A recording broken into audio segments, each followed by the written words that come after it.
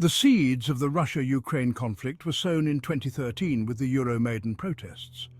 These protests were not just a spontaneous outburst, but a culmination of years of growing discontent among the Ukrainian populace. These demonstrations erupted in Kyiv, Ukraine's capital, drawing people from all walks of life. Students, workers, and even pensioners took to the streets, united by a common cause. The immediate trigger was then-President Viktor Yanukovych's decision to reject a trade agreement with the European Union in favor of closer ties with Russia. This decision was seen as a betrayal by many Ukrainians who had hoped for a future aligned with Europe. The protests, driven by pro-European sentiments, quickly gained momentum, evolving into a broader movement for democracy, human rights, and an end to corruption. The Maidan, or Independence Square, became the epicenter of this movement, symbolizing the struggle for a better future. The government's response to the protests was harsh, with security forces using violence against demonstrators. Tear gas, rubber bullets, and even live ammunition were employed in an attempt to disperse the crowds. This only fueled the anger and determination of the protesters, leading to months of unrest and clashes. Barricades were erected, and the streets of Kyiv became a battleground, with both sides digging in for a prolonged struggle. By February 2014, the situation had escalated dramatically, culminating in the deaths of over 100 protesters. These tragic events left a deep scar on the nation, with makeshift memorials and candlelight vigils honoring the fallen. Facing mounting pressure and international condemnation, Yanukovych fled Ukraine.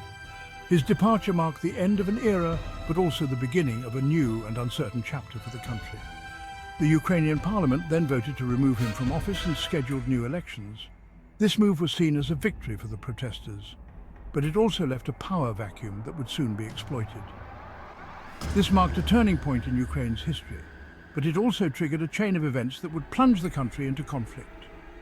The initial euphoria of victory was soon overshadowed by the looming threat of external aggression. Russia, viewing the ouster of Yanukovych as a Western-backed coup, condemned the new government in Kyiv as illegitimate.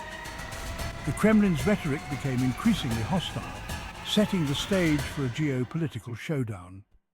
This marked the beginning of a period of heightened tensions between Russia and Ukraine, setting the stage for the annexation of Crimea and the war in Donbas.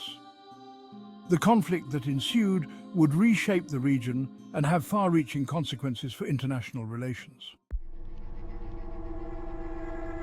In the immediate aftermath of Yanukovych's removal, Russia moved swiftly to seize control of the Crimean Peninsula, a strategically important region in southern Ukraine with a majority Russian population.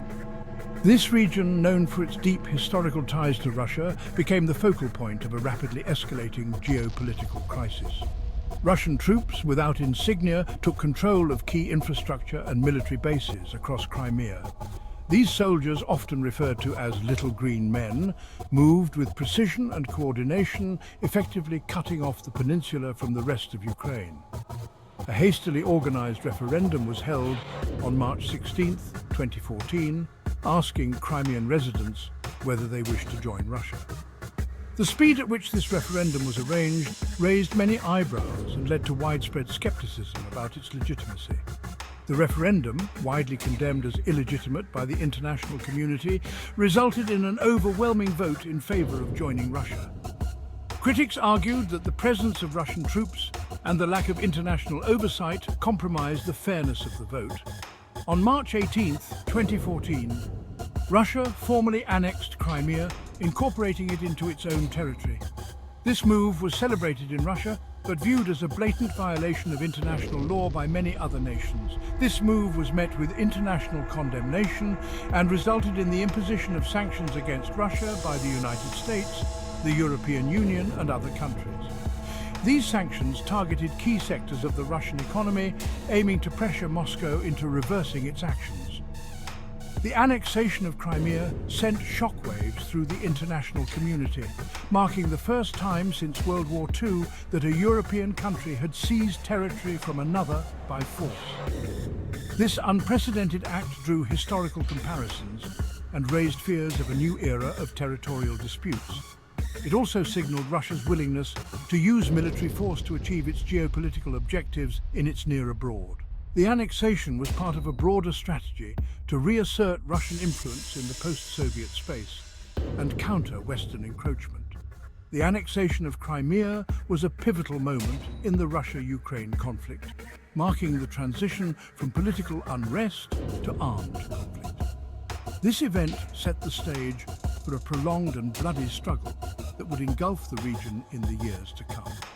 It also solidified the division between Russia and the West, setting the stage for a protracted standoff.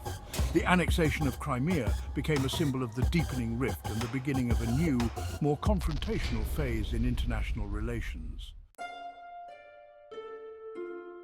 Concurrent with the events in Crimea, unrest began to spread in eastern Ukraine, particularly in the Donbas region, which encompasses the Donetsk and Luhansk oblasts. This heavily industrialized region, with a significant Russian-speaking population, became the epicenter of a separatist movement fueled by pro-Russian sentiment and supported by Russia. Armed groups, backed by Russia, seized government buildings and declared the Donetsk People's Republic and the Luhansk People's Republic, claiming independence from Ukraine. The Ukrainian government responded by launching a military operation to regain control of the region. The conflict in Donbas quickly escalated into a full-blown war, with both sides employing heavy weaponry and engaging in fierce battles. The conflict resulted in widespread destruction, displacement, and a devastating loss of life for many. The international community condemned Russia's role in the conflict, accusing it of providing military support to the separatists and violating Ukraine's sovereignty and territorial integrity. The conflict in Donbas became a major flashpoint in East-West relations, further escalating tensions between Russia and the West. The war in Donbas, despite several attempts at a ceasefire, continued to simmer for years, claiming thousands of lives and displacing millions of people. It became a frozen conflict, a constant reminder of the volatile and fragile relationship between Russia and Ukraine.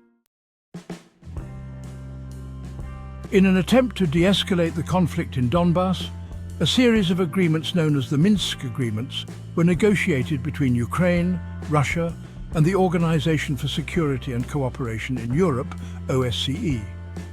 These agreements were seen as a beacon of hope amidst the chaos, a diplomatic effort to bring an end to the violence that had plagued the region for months. The first Minsk Protocol, signed in September 2014, aimed to establish a ceasefire and create a framework for a political solution. This initial agreement was a significant step, as it brought together conflicting parties to the negotiation table, fostering a sense of cautious optimism among the international community. However, the ceasefire was short-lived, and fighting resumed within days. The fragile truce was shattered by renewed hostilities, highlighting the deep-seated mistrust and animosity between the warring factions. The situation on the ground remained volatile, with both sides accusing each other of violating the terms of the agreement. A second agreement, Minsk II, was signed in February 2015, outlining a more comprehensive roadmap for peace, including a ceasefire, withdrawal of heavy weapons, and other critical measures. This agreement was more detailed and ambitious, aiming to address the root causes of the conflict and pave the way for a sustainable peace. Constitutional reforms in Ukraine granting special status to Donbas were a key component of Minsk II. These reforms were intended to provide greater autonomy to the region, addressing some of the grievances that had fueled the conflict. However, the implementation of these reforms proved to be a contentious issue, with significant political resistance and debate within Ukraine. Local elections in the separatist regions were also part of the agreement, aimed at legitimizing the political process and giving the people of Donbas a voice in their future. These elections were seen as a crucial step towards reconciliation, but they were fraught with challenges and controversies, further complicating the peace process.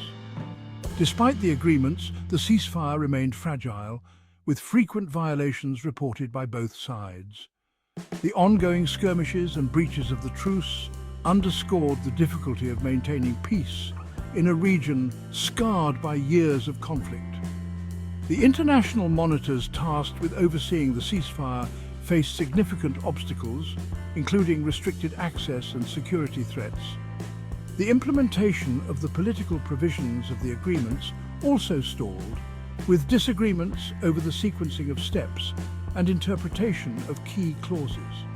The lack of consensus on critical issues such as the withdrawal of foreign troops and the control of the border further hindered progress, leading to a protracted stalemate.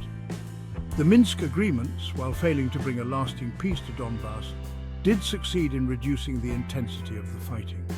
The agreements managed to create periods of relative calm, allowing for humanitarian aid to reach affected areas and providing some respite to the war-weary population. They also provided a framework for dialogue and negotiations, albeit a flawed and often ineffective one. The ongoing diplomatic efforts, though fraught with challenges, kept the lines of communication open and prevented a complete breakdown of talks. The failure to fully implement the Minsk agreements left a dangerous situation unresolved, with the potential for a renewed escalation always present. The unresolved status of the conflict continued to pose a significant threat to regional stability, with the risk of a larger confrontation looming over Eastern Europe. It also highlighted the deep mistrust and differing interpretations of the conflict between Russia and Ukraine. The divergent narratives and mutual suspicions made it exceedingly difficult to find common ground, perpetuating a cycle of hostility and undermining efforts to achieve a lasting peace.